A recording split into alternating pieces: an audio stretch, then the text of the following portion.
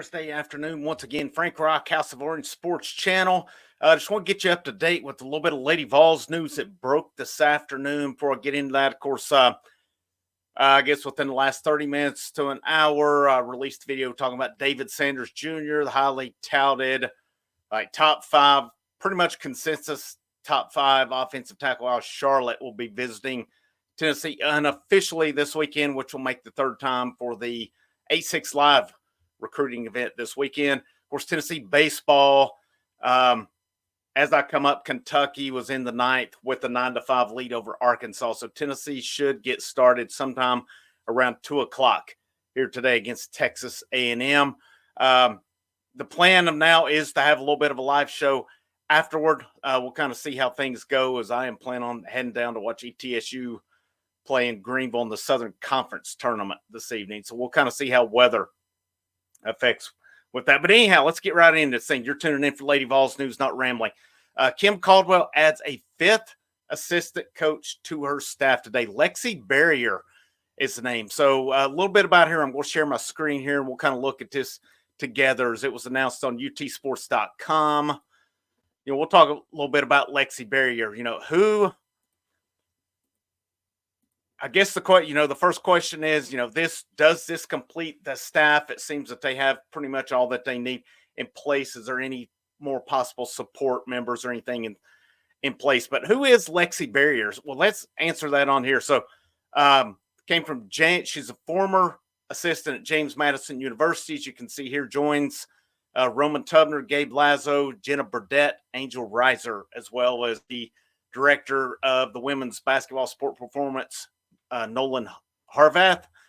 And those are all hires since Caldwell has come down here. So Barrier makes a move from Knoxville, says right here, she spent 2 seasons as an assistant at James Madison, which is her alma mater. During those 2 seasons, they had 23-plus wins, 49-20 overall, 26-10 marking the Sun Belt, tied the SBC, the Sun Belt Conference regular season crown, and won the tournament title in 22-23. They earned an NCAA tournament berth, and it's in 23-24. They actually fell to Kim Caldwell's Marshall squad in the Sun Belt Conference tournament championship game before earning their bid. And it said prior to James Madison, she did spend a year at Marshall, but it seems it was not along with Caldwell, though. And I could be wrong. Let's see. It said she worked with Burdett during that time. So it does not say. I kind of wondered about that when I had initially saw it earlier, and I had kind of put 2 and 2 together. But it seems that Barrier was not on Kim Caldwell's staff at Marshall, but with Burdett, you have that common relationship, I guess you could say, for lack of a better word, during the 21-22 season. So she was with Marshall then, acted as a recruiting coordinator, assisted in player development, and served as the academic liaison for players. And they had a 3.5 overall GPA. I know a lot of you don't care about that. To me, that stands out, being an educator and stuff. I do like seeing that they are making use of their time in the classroom. It says before Marshall, she was a graduate manager at NC State. And, NC State during that time, 7th nationally in the final poll for top 10 for the 3rd straight season. When she played at James Madison, looks like she racked up 1,216 points, all Colonial Athletic second team honors 2018, 2019. And then she was on the all rookie squad. So, and then here it talks a little bit about their other staff updates. This is members that they did keep, it seems like, from Kelly Harper's staff: Catherine Green, Heather Irvin, Josh Theus, Haley Hall. And then Dylan Carson will be a graduate assistant. And it says a former Marshall staff member, Michaela Cecil, assumes the other GA position. Says the previous one, we'll say Fareed Watkins, I hope I pronounced that right. If not, I apologize for that, but concluded his stint in that role this past season. So that looks to complete Kim Caldwell's staff. Now, what goes on from here on out? There's not a lot of recruiting news. I had the video last week where I talked about a couple of names mentioned were Dowda from Arkansas, and Janiah Barker, Texas A&M. I've seen chatter on Barker possibly being UCLA bound. I've not seen anything on Dowda right now, and I've not heard anything otherwise. I know there was Janae Dwyer, guard from Miami, who visited here within the last, I'm going to say within the last 3 weeks. Of course, they've gotten the commitments from Samara Spencer, Ruby Whitehorn to go along with Alyssa Latham, and Lazaria Spearman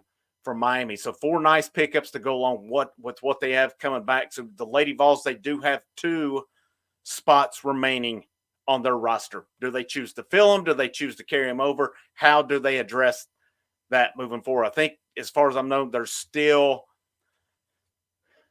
recruiting. I saw a player, gosh, I can't remember the name off the top of my head now, but there was a lady in the portal, and it said she is visiting SEC schools, but it did not specify really who it was. So not much in the way of recruiting news right now, but Caldwell, she does complete. It seems to me it completes the staff with that 5th assistant now, and seems like she's put together a nice staff, some young up and comers. She has brought some, a couple former associate head coaches from other Power 5 programs on.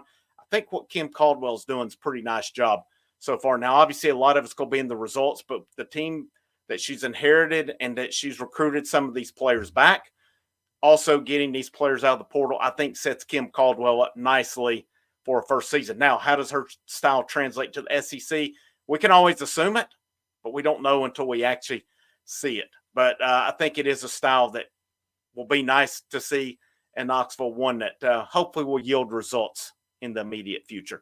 But, if there's any kind of recruiting news or anything else that comes up, I'll bring you that. If there's anything on the Chaz Lanier watch, as, who knows with that one at this point. I still feel in the end it's going to be Tennessee, but would anything surprise me at this point? I don't think so. I don't think anything would surprise me, not with the twists and turns that have taken place with this one along the way. Of course, Tennessee baseball, it's win or go home today in the SEC tournament. And I'll be honest, if they go home, it's okay because they get to spend the weekend resting up, getting ready for what matters next weekend. I had some people upset about yesterday. I get it.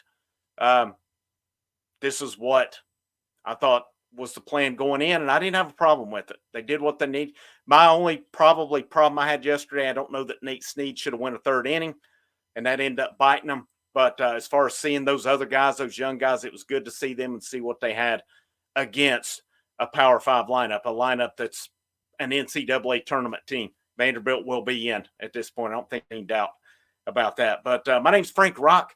This is the House Farming Sports Channel. I hope you guys have an awesome rest of your Thursday. Make sure you like this.